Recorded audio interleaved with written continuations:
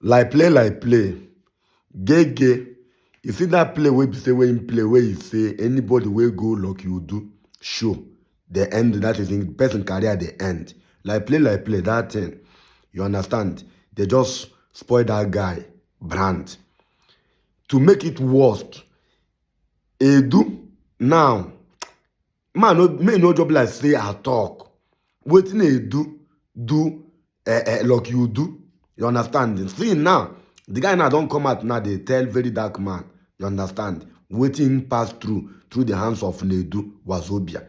Man just put this to me when I just listen to them. You understand? Man no go be like say, na me they talk. Me when I just listen. Oh my bro, good morning. How was your night? I hope you are doing well. How is your health too? So I'm sending this voice message because of the issue going on between you and Nedu. Recently, we've just seen that he was asked to resign from Honest Bunch podcast, and I can see a lot of Nigerians are very emotional about it. So I'm not trying to add more fire to the existing fire. It's possible that this is something that might be affecting you somehow, but you might not show it. Maybe you're feeling guilty that he has lost his job or something. And I'm not also sending this first message to rejoice that he has lost it, but I just want to share my own experience with Nedu. You remember that period where people were saying if Lucky Udu posts your own, don't go? Yes. You know, it was a very challenging period for me because I lost a lot of business opportunities. Brands did not want to identify with my brand, and a lot of people that were supposed to come for my interview did not want to come at that time because of how people perceived them.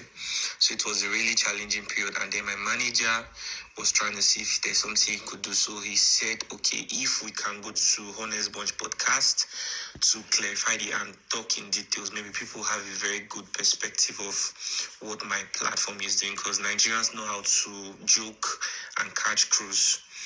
So that was a good idea, and eventually he told me Nedu wanted to speak to me. I was very happy about it. Yeah.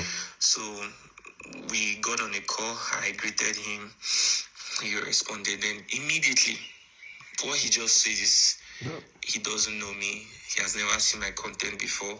That it's somebody else from the podcast that has seen it, but he does not know me from anywhere, and he doesn't care about anything that I do. That he just wants to go direct to the point. He saw what that guy GehGeh was saying about my platform, and then he went through the platform and just saw a couple of videos. What he can say is that everything that guy said is entirely true. You can imagine. Why would he say it's true? I mean, my platform has been helping people.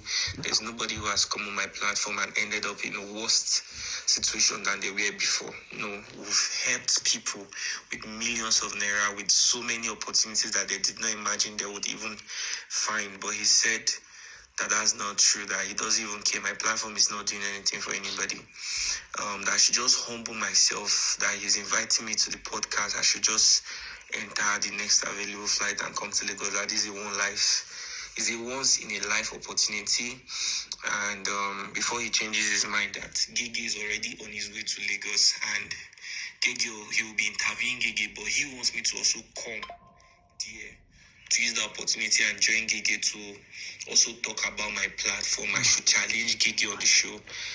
And I told him, thank you for the offer, but I think that's not something I want to do, to be on the same space with that guy, because if I should do that, it means I'm encouraging bad behavior. Any young person will just wake up one day and start insulting somebody, thinking that will grant them a chance to also be in that same space where they can debate who is right and who is wrong, something like that. So I think that's wrong. And I also respect the people who come to my show, my guests, so much that I would not want to do something like that. So if that's the only opportunity he wants to offer me, because he has intention to interview GehGeh, but he just wants me to come there, that I would rather pass on it. And I appreciate the fact that he has been in the industry for so long and everything. But he spoke to me rudely. He said so many things that I cannot even mention. At the end of the day, he told me I should make sure this conversation does not get into anybody's ear. That he's just trying to help me. I'm supposed to, when I say that I'm proud of something, that I'm supposed to humble myself. I'm supposed to bury my face in shame, and come to the podcast and come clear the air. Then after the phone conversation we had that day, the last thing he said was I should make sure I never discuss the conversation that I had with him with anybody. That if he ever hears that I do something like that he's not even going to tell me what he's going to do. But I should trust that. I think he said something about, he said I'm not going to like him. I can't remember if he tried to brag that he's one of the persons that holds this industry. I don't even, I can't really remember exactly everything he said anyways. But that period was just a moment that I was dealing with a lot of things. So it just felt to me like, okay, I think the whole world is against me or something, so I should just chill, mind my business and just focus on my work, Bro, I haven't even slept all night. I was working on a document. I'm just about to sleep now. I noticed you responded. Yeah, I'm on Edu. Messed up my self-esteem that very evening, honestly. And I felt so bad. I won't lie to you because everybody was already saying so many things about my platform. And then he told me, I don't know you. I've never seen your content before. But when they brought up your matter, when your manager called me, that's when I even went to your platform and I saw your content. And he told me that there's nothing value that I'm doing there. The way he spoke about me, it was so bad. And he said, if everything GehGeh said is exactly true, that I should just I should humble myself and come around to come and clear the air. So I told him that I won't be able to do that. He said no, that GehGeh is already coming. That I told him, okay, please, can you guys try not to put my platform in negative? Like they say, that one does not concern him. That even if he tries not to do it, that he's not sure, maybe his co-host might do it. And I never watched that podcast, even till today. I never even watched it. It was just that very clip that I saw on TikTok where they was talking about my platform, saying that anybody that comes to my platform ends up in worse situation. Said a lot of bad things about my brand. Even Honest Bunch, I'm not saying the dude does not have money to set up his own platform, but he's on a contract as a host there. He doesn't know what it feels like to build a brand.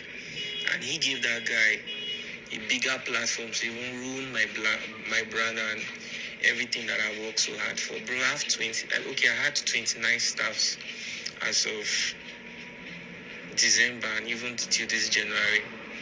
But a lot of people say it's cruise, but to be honest, this whole thing has really affected me in ways that I can't explain, and I don't want to talk about it, so it's not be as if maybe I'm giving power to that other guy or something. I've lost opportunities because of that small issue. I had to let go of 10 people because it will be a burden to continue carrying everybody along. So personally, I said I didn't want to come out to talk about it because personally, I'm not the kind of guy that likes to do all these kinds of things. I just like to focus on my interviews. In fact, that's mostly the only thing you ever see me post on my platform. I just see that I should let you know about this because, when then his resignation letter came up, I went to the comment section and I saw a lot of people saying so many ill things about you. That's the only thing you know how to. All I can say is Nedu.